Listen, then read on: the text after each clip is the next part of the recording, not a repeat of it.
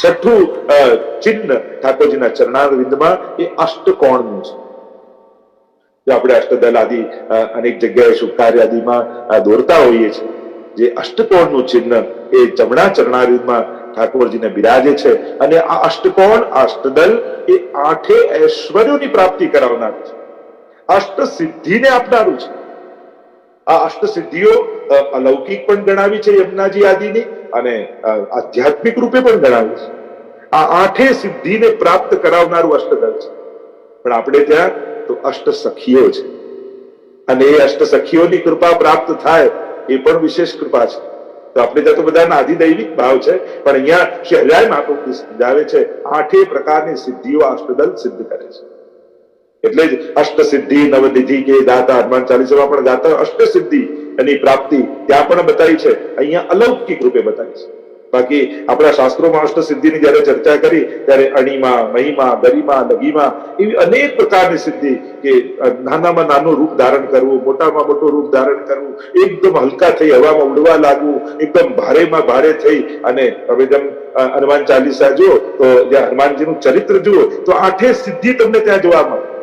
કનક ભૂધરાકાર શરીરા, વિરાટ રૂપ ધારણ કર્યું, યા મસક સમાન મચ્છર જેવા બની જાય, પોતાનો પગ મૂકે ને કોઈ હલાવી ન શકે એવા ભારે થઈ જાય, એવા અનેક પ્રકારની અષ્ટ સિદ્ધિઓની આપણા શાસ્ત્રોમાં ચર્ચા છે. પણ વૈષ્ણવને આવી લૌકિક અષ્ટ સિદ્ધિઓ જોઈતી નથી, એને તો શ્રી યમુનાજી દાન કરે એ અષ્ટ સિદ્ધિઓની પ્રાપ્તિ જોઈએ, જે યમનાષ્ટક આદિમાં વર્ણન છે, એનો વિસ્તાર નથી કરતો. તો છઠ્ઠું ચિહ્ન એ અષ્ટદલનું છે, અષ્ટકોણનું છે, અને એનું સ્મરણ કરશો તો આઠે સિદ્ધિઓ તમારા જીવનમાં આવી જશે, આઠે ઐશ્વર્યો તમારા જીવનમાં આવી જશે.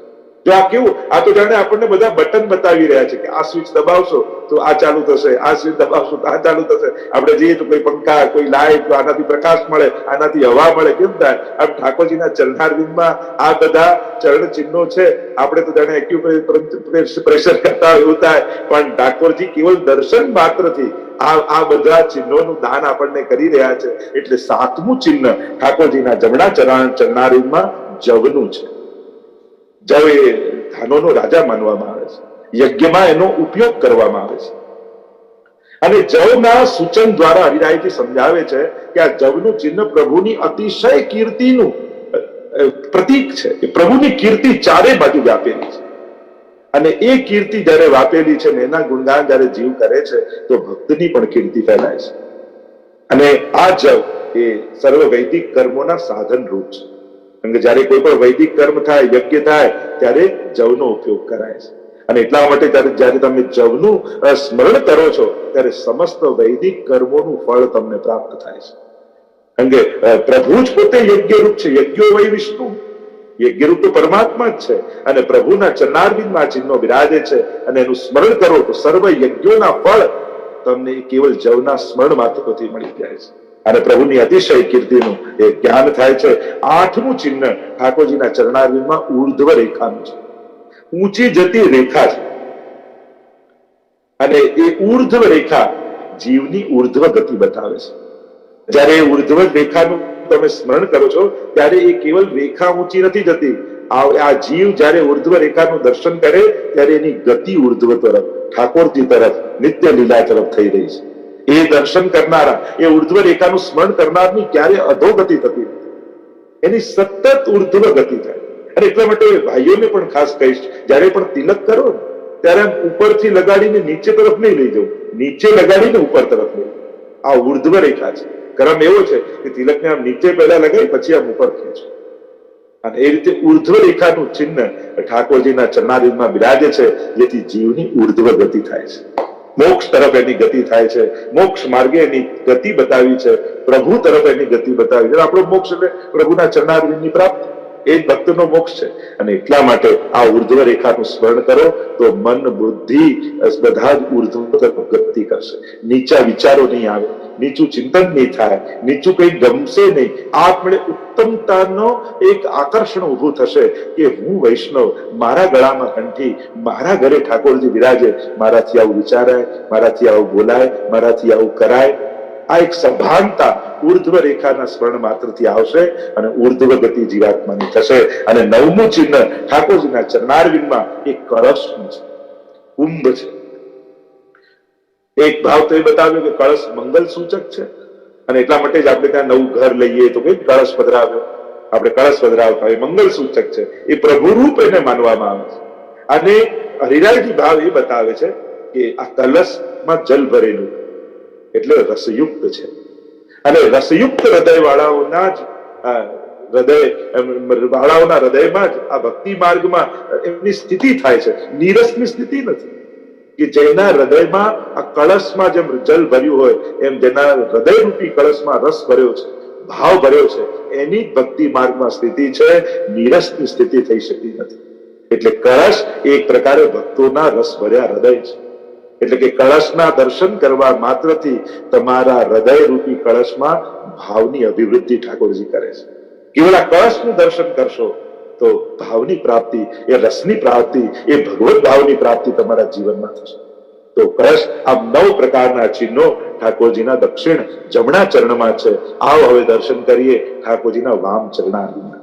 કારણ કે આપણે ત્યાં તો ચરણ સ્પર્શનો પ્રકાર પણ એ રીતના જ છે કે આપણે ડાબો જમણો ડાબો એ રીતે ચરણ સ્પર્શ કરતા હોઈએ, અને એનો ભાવ અમે ઘણી વાર પ્રવચનમાં બતાવતા હોઈએ છીએ.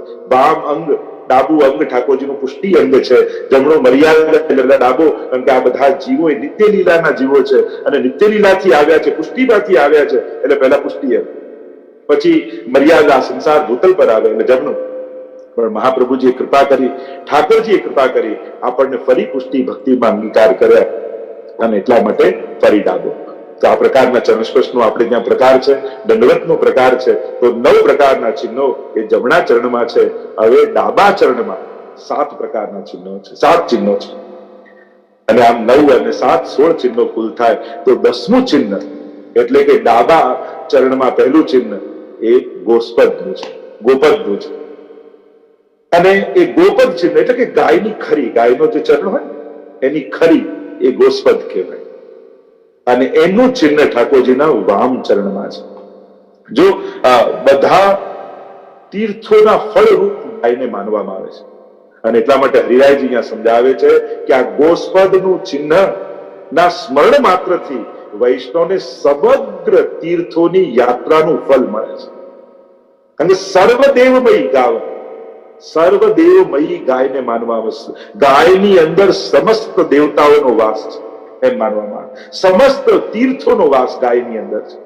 એટલે તમે જયારે ગૌગ્રાસ અને કાઢો છો, ગાયને ખવડાવો છો, એટલે સમસ્ત તીર્થોમાં રહેલા દેવતાઓને તમે ભોગ ધરી રહ્યા છો. પોતે પૃથ્વી રૂપા છે ગાય, ત્યારે પૃથ્વી પણ દુઃખી થાય છે ત્યારે ગાયનું રૂપ ધારણ કરીને આવે છે એમ ભાગવતજીમાં કહ્યું છે.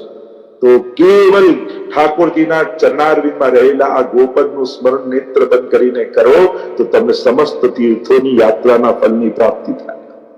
અને આપણા તો વાર્તા સાહિત્યમાં પણ રૂકમણી આદિના પ્રસંગ આવે છે. ગંગાજીના કિનારે રહેતા પણ ક્યારે ગંગાજીમાં નાહવા જઈ ન શક્યા, અને જયારે દેહ છૂટ્યો કોઈ પૂછ્યું કે રૂકમણી ક્યારે ગંગાજીમાં નાહવા ના આવે? પૂછ્યું એમને ગુસાઈજી કે ગંગાજી કે સેવામાંથી સમય મળે તો નાહવા જવું. કે સ્નાનનું તો કેટલું મોટું પુણ્ય. જે સેવામાં આસક્ત હોય, સેવામાં રત હોય, એમને તો પુણ્ય કરવાની પણ ચિંતા રહેતી નથી, કારણ કે એ પ્રભુને પ્રસન્ન કરીને આખા સંસારને સુખી કરી લેતા હોય છે.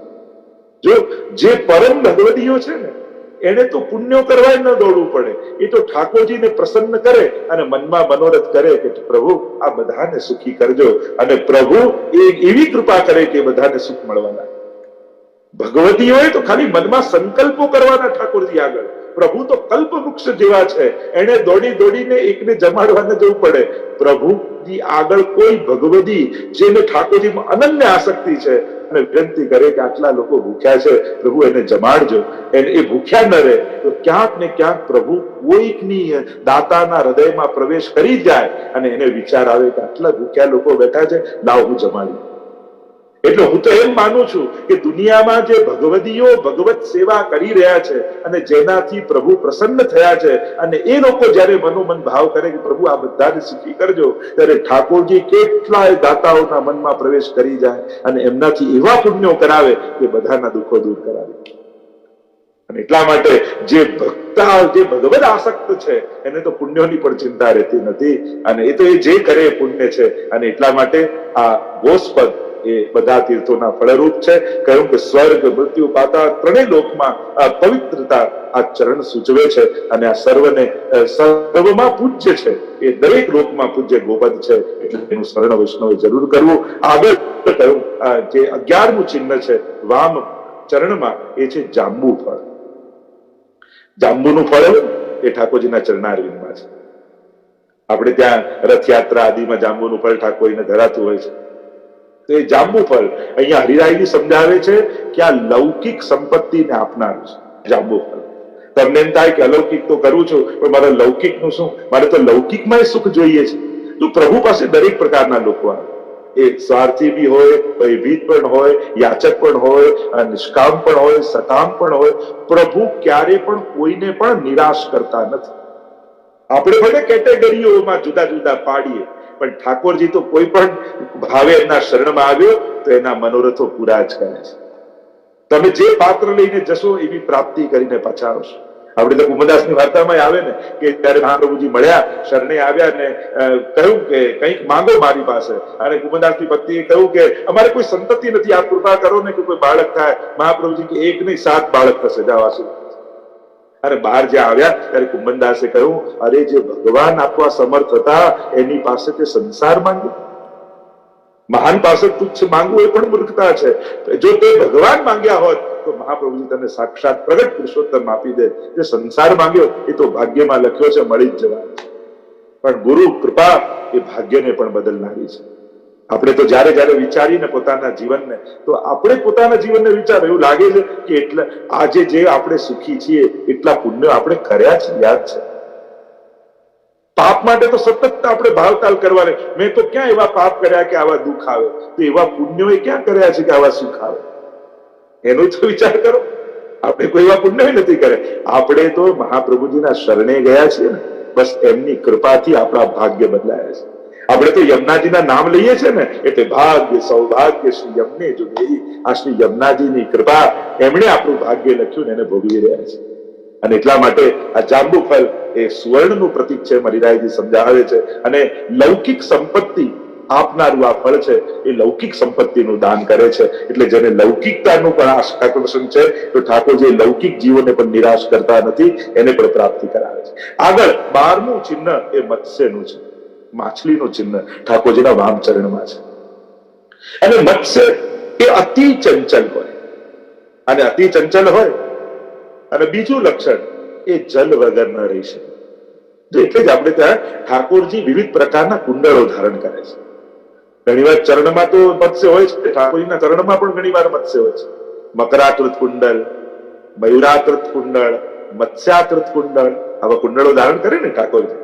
તો ત્યાં પણ ભાવ હરિરાયજી આદિઓ એ જ બતાવ્યો. મયુરાકૃત કુંડળ, મોર તો સાપને મારી નાખે. તો કે સાપ ક્યાં છે? તો કે આ ભક્તો જે દર્શન કરવા આવે છે ને ઠાકોરજીના, એના હૃદયમાં રહેલા વિષયો જ વિસ્તર છે. આ જે મનમાં વિષયો છે ને એ જ તો સાપ છે. તો ઠાકોરજીના કાનમાં રહેલા કુંડળ મયુર રૂપે એ સાપને મારી નાખે છે. તો કહ્યું કે મકરાકૃત કુંડળ, તો આ મકર કેમ છે? એવા અને અત્યારે વિસ્તાર પણ નથી, કારણ કે મગરનો સ્વભાવ છે કે એકવાર પગ પકડે ને પાણીમાં પછી તો ખેંચીને લઈ જાય, છોડાઈ ન શકે. એમ ઘણા જીવો ભૂલ્યા ભટક્યા પહેલી વાર દર્શન કરવા આવ્યા હોય ને, અને ઠાકોરજીના ચરણમાં મકરાકૃત કુંડળ હોય તો આ કાનમાં રહેલો મગર એવો પગ પકડે કે પછી તો એને એમ થાય કે કેવા સુંદર શ્રીનાથજી બાવા, હવે તો રોજ દર્શન કરવા આવીશ. ત્યારે સમજજો કે આ મગરે પગ પકડે. મત્સ્યાકૃત કુંડળ ઠાકોરજી ધારણ કર્યા હોય ત્યારે કહેવાય કે માછલી જેમ પાણી વગર રહી ન શકે, એમ એવી આસક્તિ કરાવી દે જીવને કે એ પણ પ્રભુના દર્શન કર્યા વગર રહી ન શકે. કિતે દિન ગયે જો ગયે બિનુ દેખે. કુમુદાજીને એમ થયું ને કે કેટલા દિવસો થઈ ગયા આપને જોયા વગર. ગોવર્ધનવાસી સાંભળેલા, એવા કેટલા કેટલા પદો, હમણાં એની પણ ચર્ચા નથી કરતો, પણ એ આસક્તિ જગાવી દે. તો આ મત્સ્ય જે છે એ પણ પ્રભુના ચરણોમાં જે બિરાજમાન છે એ પણ એવી આસક્તિને જગાવે, પણ રસ વગર રહેતું નથી. ચંચલ મન એ જ મત્સ્ય છે, જે સદાય ચંચલ છે. પણ આ મત્સ્યનું ચિહ્નનું સ્મરણ કરો તો તમારું મન શાંત થશે. એ જલ વગર રહી ન શકે. તો એવી આસક્તિ તમને ઠાકોરજીના ચરણારવિંદમાં કરાવશે કે તમે પણ પ્રભુ વગર નહીં રહી શકો. એવું આ મત્સ્યનું ચિહ્ન કહ્યું. આગળ 13મું ચિહ્ન એ ધનુષ્યનું ચિહ્ન છે. હરિરાયજી તો ટીકામાં સમજાવ્યું કે સત્વ જે અનેક પ્રકારના ગુણો આપણે ત્યાં કયા છે.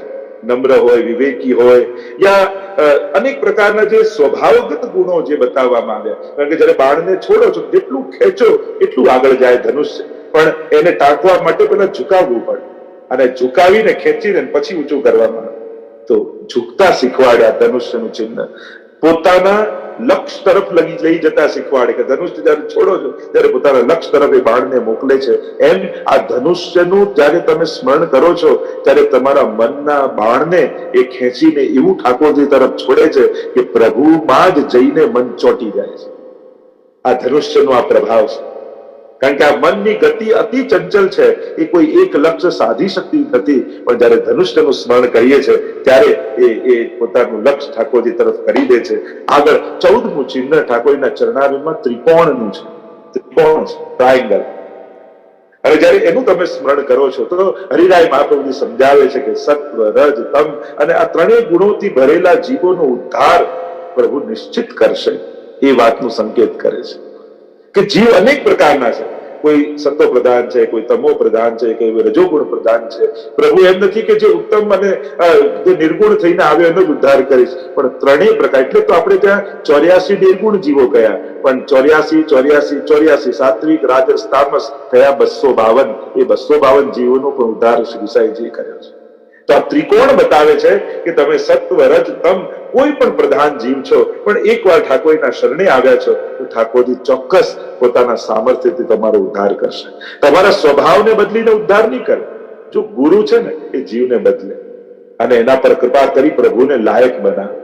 પણ ક્યારેક કોઈક વિશેષ જીવ છે અને ઠાકોરજીના શરણે ગયો તો ઠાકોરજી એને બદલવાનો ટાઈમ વેસ્ટ નથી કરતા કે તને પહેલા સુધારવું પછી સ્વીકારવું.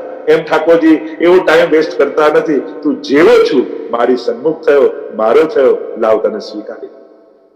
પણ જે ભાવે ગયો એ રીતે ઉદ્ધાર કરે. શિશુપાલ જો 100 ગાળો બોલે તો ગાળો ને સુદર્શન દ્વારા ઉદ્ધાર કરે, અને કોઈ સ્તુતિ કરે અથવા ગજેન્દ્ર એકવાર હે હરિ નામનો પુકાર કરે તો ઠાકોરજી એ રીતે એનો ઉદ્ધાર કરે. તમે જે ભાવે શરણે જશો ઠાકોરજી એ પ્રકારની કૃપા કરશે.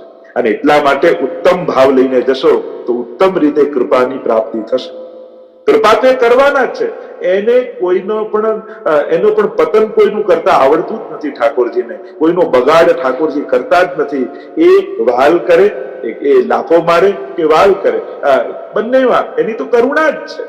કોઈનો વધ કરે કે વાલ કરે, બંનેમાંની કરુણા જ છે. તમે એમ કહેશો કે કંસ ઉપર અકૃપાથી ઠાકોરજી, આપણે શું કે કંસનો ઉદ્ધાર કરે, રાવણનો ઉદ્ધાર કર્યો, શિશુપાલનો ઉદ્ધાર કર્યો. ઉદ્ધાર કરવું એ અકૃપા થોડી છે. પણ એમનો ભાવ જ તામસ હતો, એમને લડીને જ કૃપા જોઈતી હતી. તો ઠાકોરજી કે આવ યુદ્ધ કરીને તારા પર કૃપા કરો. અને ગોપીઓને રાસ કરીને કૃપા જોઈતી હતી તો ઠાકોરજી કે આવ તારી જોડે રાસ રમું. નક્કી આપણે કરવાનું, લડી જ લેવું છે કે એની સાથે ખેલવું છે એ આપણે નક્કી કરવાનું. જેવો ભાવ લઈને જશો ઠાકોરજી એવી કૃપા કરશે. તો આમ આ ત્રિકોણ, આ સત્વ, રજ, તમ ત્રણેય જીવો પર કૃપા, અથવા એ કોઈ પણ યોનિમાં દેવ, મનુષ્ય કે અસુર, કોઈ પણ આ ત્રણેય યોનિના જીવો પર ઠાકોરજી કૃપા કરે છે. એ પણ ત્રિકોણનો એક ભાવ છે. એ દેવ યોનિનો હોય પણ જો પ્રભુ સન્મુખ થયો તો કૃપા, અને જો અકડ્યો તો ઇન્દ્રની જેમ એના ઉપરનો નિગ્રહ કરીને ઠાકોરજી કૃપા કરે. અસુર યોનિનો કેમ ન હોય? પ્રહલાદ અસુર યોનિના, પણ ઠાકોરજીને પ્રેમ કરતા થયા, એમના શરણે ગયા તો અપનો જન પ્રહલાદ ઉભા રહ્યો. ઠાકોરજી પ્રગટ્યા. જો સાચા અર્થમાં પ્રાગટ્ય કોઈનું થયું તો નરસિંહ ભગવાન. બાકી બધા અવતાર કહેવાય, ઉપરથી નીચે આવે ને એ અવતાર. પણ નરસિંહ ભગવાન ઉપરથી નીચે નથી આવે, એ તો પ્રહલાદના વિશ્વાસમાંથી પ્રગટ્યા છે. હરિ વ્યાપક સર્વત્ર સમાના और પ્રેમ તે પ્રગટ હોહી મેં જાના. આ થાંભલામાં મારો ઠાકોર છે, અને થાંભલો ફાટીને નરસિંહ ભગવાન એમાંથી પ્રગટ થયા છે. આ પ્રાગટ્ય કહેવાય, પ્રગટવું. જેમ દૂધને મંથન કરો ને એમાંથી, આ દહીંને મંથન કરો ને એમાંથી માખણ નીકળે. માખણ હતું એની અંદર જ, દહીંની અંદર જ હતું, પણ માખણ પ્રગટ્યું કહેવાય. એમ ત્રણ કણમાં ઈશ્વર છે જ, પણ નરસિંહ રૂપે પ્રગટ થયા એમાં. તો આમ આ એ દેવ હોય, મનુષ્ય હોય કે અસુર હોય, ત્યારે પ્રભુની સન્મુખ થાય છે ત્યારે ભગવાન એ કઈ કક્ષાનો છે એ ન જોતા એની ભક્તિને જોઈને એના પર કૃપા કરે છે. વૃત્રાસુર, વૃત્રને પણ આપણે અસુર જ કહીએ છીએ ને, છતાં એ કેવી સુંદર સ્તુતિ એના મુખે ગઈ હોય. તો આમ પ્રભુ તો સર્વ પર કૃપા કરનારા છે. 15મું ચિહ્ન ઠાકોરજીના ચરણારવિંદમાં અર્ધ ચંદ્રનું છે, અડધો ચંદ્ર બનેલો છે. જે અર્ધચંદ્ર ભગવાન શંકરના મસ્તક ઉપર છે, શિવજીના મસ્તક પર છે. તો ભાવ એ બતાવ્યો કે મોટા મોટા દેવો પણ પ્રભુના ચંદ્રમાં આશ્રય લે છે. બીજો ભાવ એ બતાવ્યો કે જ્યારે એ ચંદ્રમા છે એ મૂર્તિમંત ભગવાન શંકરનું જ રૂપ છે. એટલે કે જ્યારે ચંદ્રમાનું તમે સ્મરણ કરો છો અર્ધચંદ્રનું, ત્યારે તમારા જીવનમાં શિવ પ્રવેશ કરે છે. અને શિવનો અર્થ થાય સમમ કરોતિ ઇતિ શંકરમ. શિવનો અર્થ થાય કલ્યાણ. શિવ સંકલ્પ વેદમાં શિવ સંકલ્પ સ્તોત્રો છે. શિવનો અર્થ થાય કલ્યાણ. એટલે કે આ ચંદ્રમાના સ્મરણ માત્રથી તમારા જીવનનું કલ્યાણ થશે. આ સમસ્ત અમંગલોનો નાશ અને કલ્યાણમાં પ્રવેશ. અને 16મું ચિહ્ન ઠાકોરજીના ચરણારવિંદમાં એ આકાશનું ચિહ્ન છે. કારણ કે હરિરાયજી સમજાવે છે, કારણ કે આ આકાશ સર્વનો આધાર છે, અતિ સૂક્ષ્મ છે અને સર્વવ્યાપક છે. આકાશ સર્વનો આધાર, કારણ કે ચારે બાજુ આકાશની ભીતર જ આ બધું સમાયેલું છે. એમ ઠાકોરજી પણ સર્વના આધાર છે. એ વાત સમજમાં આવશે. આ આકાશનું સ્મરણ કરવા માત્રથી જે ચરણારવિંદમાં છે, પ્રભુ જ મારો આધાર છે, એ વાતનો ભાવ અને ભાન બંને થશે. એ અતિ સૂક્ષ્મ છે, મારે એને ગોતવાનું છે. એ તો કણકણમાં બિરાજમાન છે, મારે એનું દર્શન કરવાનું છે. અને ત્રીજો, એ સર્વનો સાર છે, સર્વવ્યાપી છે, બધે જ વ્યાપી. એનો ક્યાં અભાવ છે? મારો પ્રભુ પણ બધે છે. અને જયારે આકાશ તત્વનું ચિંતન કરો છો ત્યારે એની સર્વવ્યાપકતાનું ભાન થાય છે. જો બેમાંથી એક વસ્તુ સમજી લેવી, કાં એના સર્વ સામર્થ્યનું ભાન કરી લેવું, કાં પોતાની અસમર્થતાનું જ્ઞાન કરી લેવું. આ બંનેમાંથી એક વસ્તુ પર થઈ જાય તો એક કામ થઈ જાય. એ પ્રભુ સર્વ સમર્થો તતો નિશ્ચિતતા વ્રજેત. પ્રભુ સર્વ સમર્થ છે, આ ભાન થશે તો નિશ્ચિંતતા આપમેળે આવી જશે. જયારે પ્રભુને અસમર્થ માનીએ છે ને કે આ બધું થયું, પણ ઠાકોરજી થોડી કરી શકે, પ્રભુ થોડી કરશે. આ અસમર્થ પ્રભુને માનશો તો જીવનમાં ચિંતા પ્રવેશ કરશે. અને એટલા માટે પ્રભુ સર્વ સમર્થ છે અને જીવ બિલકુલ અસમર્થ છે, કાંઈ જ કરવા સમર્થ નથી. આ તો ઠાકોરજીનું આપેલું બળ છે, એની આંખનું આપેલું તેજ છે, એની વાણીનું બળ કે બોલી શકે. આ બધું જ પ્રભુનું આપેલું છે. આ વાતનું જ્ઞાન થશે તો 16મું ચિહ્ન એ આકાશ છે. અને આકાશનું સ્મરણ કરવા માત્રથી પ્રભુના આ મહાત્મ જ્ઞાન હૃદયમાં દ્રઢ થશે કે જે પ્રભુની હું સેવા કરું છું એ પ્રભુ છે કેવા? તો કે સર્વવ્યાપક, અતિ સૂક્ષ્મ અને સર્વના આધારરૂપ છે. અને એટલા માટે એક બડો આધાર કલી મેં, એક બડો આધાર. મારા માટે તો મારા આધારરૂપ એ ઠાકોરજીના ચરણારવિંદ છે. અને જેણે આ ચરણારવિંદના 16 ચિહ્નોનું સ્મરણ કર્યું છે, એના સર્વ મનોરથો ઠાકોરજી પૂર્ણ કરે છે. અને એટલા માટે જ્યારે પણ ચરણારવિંદનું સ્મરણ કરવાનું કહેવામાં આવે ત્યારે આ 16 ચિહ્નોનું સ્મરણ કરજો, તો આ 16 ફળ તમારા જીવનમાં પ્રવેશ કરશે. અને ખરેખર હું તો કહું છું, એકવાર પ્રયોગ કરી જુઓ. સતત 1 મહિના સુધી રોજ સવારે અથવા સાંજના ઠાકોરજીના ચરણોના ચિહ્નોનું સ્મરણ કરી જુઓ. તમારા જીવનમાં કોઈ બહુ મોટું સંકટ હશે, બીમારી હશે, તમારી કોઈ ઈચ્છા પૂરી નહીં થતી હોય, યા તમે જે કરવા ઈચ્છતા હોય એ નહીં થતું હોય, યા અલૌકિક રૂપે તમારા મનોરથો કોઈ હશે, તો એક નિશ્ચિત હું ખાતરી આપું છું, 1 મહિના જો સ્મરણ કરશો તો આ ચરણ ચિહ્નોનો પ્રભાવ એવો છે કે ઠાકોરજી તમારા સકલ મનોરથોને સિદ્ધ કરશે. ખાલી નક્કી તમારે કરવાનું કે મનોરથો કેવા કરો છો. લૌકિક કરશો તો લૌકિક મળશે, અલૌકિક કરશો તો અલૌકિક મળશે, હીન કરશો તો હીન મળશે, ઉત્તમ કરશો તો ઉત્તમ મળશે. નક્કી તમારે કરવાનું, ઉત્તમતાને પામવું છે કે હીનતા તરફ ગતિ કરવી છે. ઠાકોરજી અવસર આપે તો ક્યારે પણ નબળું પસંદ ન કરતા. નબળું બહુ સહેલાઈથી મળી જશે. સંબંધો બગાડવા બહુ સહેલા જ છે. જો હંમેશા નબળું કરવું જીવનમાં બહુ સહેલું છે. ક્રોધ કરી દેવું બહુ નબળી વસ્તુ છે, ક્રોધ બહુ સહેલું છે. લોભ કરવું બહુ નબળી વસ્તુ, બહુ સહેલું છે. કોઈની જોડે બગાડી દેવું બહુ સહેલું છે, પણ ઘૂંટડો પી જવો અઘરું છે. એટલે હંમેશા પોતાની જાતને ઉત્તમ પાત્ર બનાવીને રાખજો, તો ઉત્તમતાનું દાન ઠાકોરજી કરશે. પણ આ દેહ રૂપી, આ જીવન રૂપી પાત્ર જ નબળું હશે ને, તો ઠાકોરજીનો વિચાર થશે કે આ મારી કૃપાનો હીરો આવા તાંબામાં શોભે નહીં, એ તો સોનામાં મળીએ તો જ સારો લાગે.